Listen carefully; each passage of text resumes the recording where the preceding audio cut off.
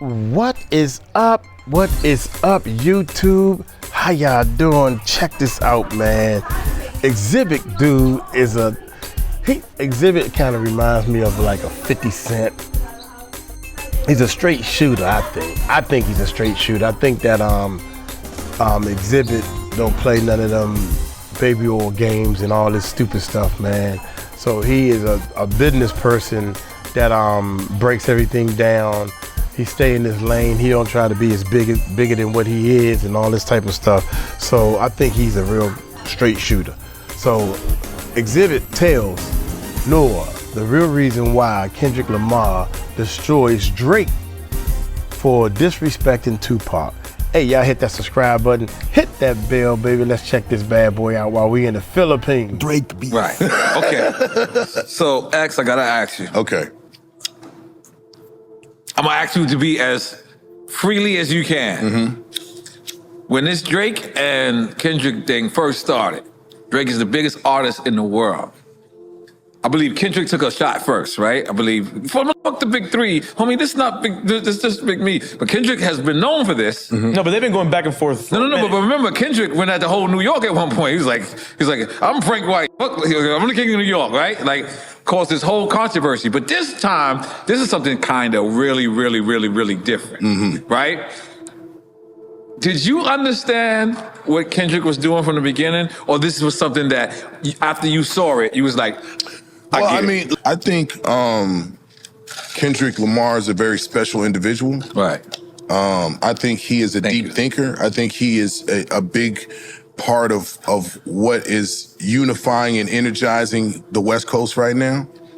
And I think he was severely underestimated.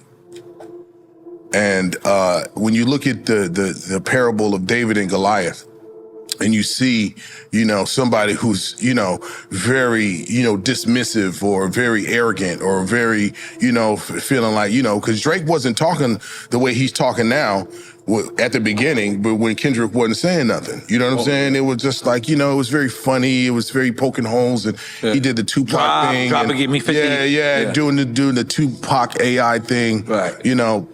You talk about feeling disrespect. I mean, the whole coast, That's love facts. Tupac. That's facts. You know what I'm saying? The world loved Tupac.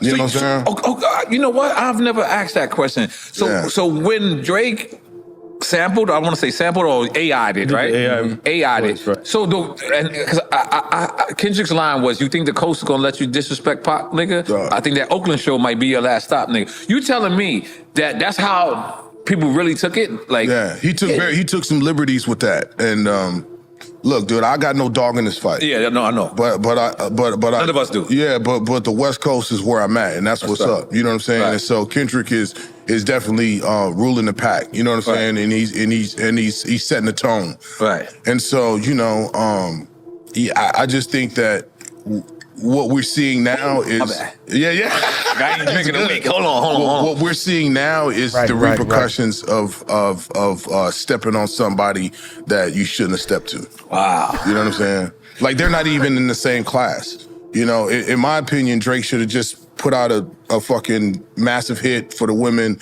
and went on about his business. Stay in your lane. You know what I'm saying? Stay in your lane. You're saying like after After the first shot, you know what I'm saying? But pride is a motherfucker. Ego's a motherfucker. Yeah, but he kept going. I remember at one point I was coming downstairs, to smoke weed, and it was like another Drake records drop, and I was like, oh, okay. And I felt at that point, at that time, I felt Drake was being the bully. This is before Kendrick had dropped anything. I think a lot of people forget that time. Remember when he just kept dropping? Yeah, I mean, and the Chrysler 300 looked like a motherfucking Bentley until a real Bentley rolled up. You know what I'm saying? And you see that motherfucker. I'm not gonna lie, X. Hey guys, Uncle Mike here with big news. YouTube has changed my life, and now it's your turn. See, Uncle Mike was tired of being broke after every payday. So I decided to do something about it. So I invested over about $9,000 in YouTube courses and online coaching. Man, I was determined to change. But guess what? None of these systems gave me the one-on-one coaching that I needed. So I created my own YouTube course with the help that you need to make sure that you succeed. If you're ready to learn and you're not afraid to put in the work, you too can make a real change. Sign up now and Uncle Mike will send you the 4 videos that got me started.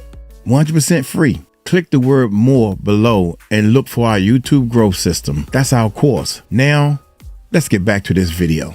I knew Kendrick was ill. I knew Kendrick was the man. I knew Kendrick could hold it down. I didn't know Kendrick. I didn't know. You didn't know Kendrick was a scientist. I did not know. A master chess player. Yeah, he's playing chess. I knew.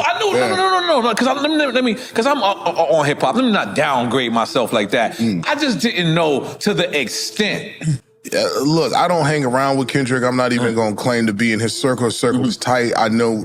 You know, my family works with him. You know what I'm saying? Like, it's really dope to see him have his own lane. You know what I'm saying? And do it the way he's doing it. Right. Like, but still have the full backing of everybody that came before him.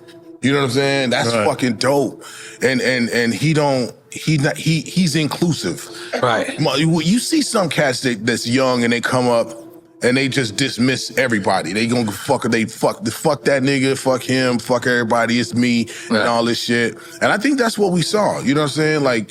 Like Drake was, you know, damn near #1 for a decade, if not more. You know what I'm saying? And he felt untouchable. So it's very dope to see, you know, Kendrick coming to his own. And I'm pretty sure he was pushed in a lot of ways from that situation. But to see what he turned into and to see what he represents and what he means to us on the coast, it's fantastic. It's dope. You know what's the crazy shit is? I'm bouncing around, but I'm gonna make it make sense. Yeah. What makes sense is that Tupac had actually a message, unlike Drake, you know, who's just an industry player.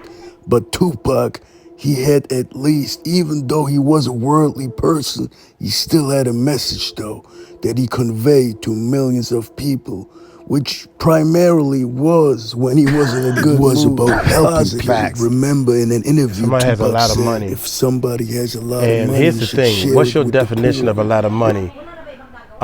It's share with the poor, man. And that's what I'm doing. I'm trying my best to share and help people, man.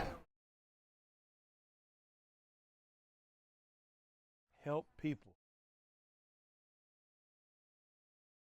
Was when he was in a good mood. It was about helping people. Remember in an interview, Tupac said, if somebody has a lot of money, you should share it with the poor. And also, he always emphasized, you know, that once she gonna leave, that he gonna spark somebody's mind to change the world, you know? So he literally said that. Further, what is Drake rapping? Just about club, drinking, smoking, and having a lot of premature sex. That's what he's preaching, you know? But like I said, Tupac actually had a message. He was standing for something. And if you stand for something, you won't fall for anything. So he had principles that he stood behind, which is commendable. You know, a lot of these industry people, they don't stand behind no morals. Remember, they offered him a role in a movie and he denied it because of his personal preferences, you know? So he wasn't doing stuff for money. He even was like shooting at some undercover cops to protect a woman, you know, because those guys were drunk. So he literally put his life on the line, you know, to protect people. So he was actually putting in work, you know, and he didn't have to. Actually, when he died, he didn't have much money, according to some sources, in his bank account.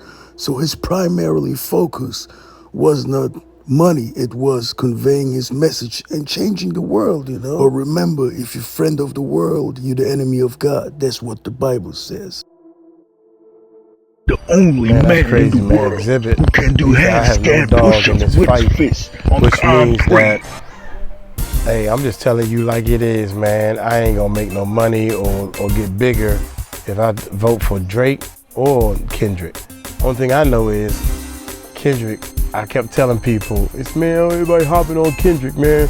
Drake's a man, he always been a man. Yeah, but you gotta look at the facts of what they both were saying, man. And Kendrick tore him up. I don't see where Drake coming back at all. You know, so now that it's all over with, you know, ain't nobody saying too much. God dang, boy, I can't wait to see the Super Bowl stuff. Look here, I'm gonna get on up out of here, man.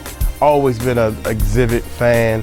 I never cared too much for his music. I don't know too much about his music, but the way he carried himself, the way he was did things in movies, the way he handled his business, you know, as far as the hip hop and the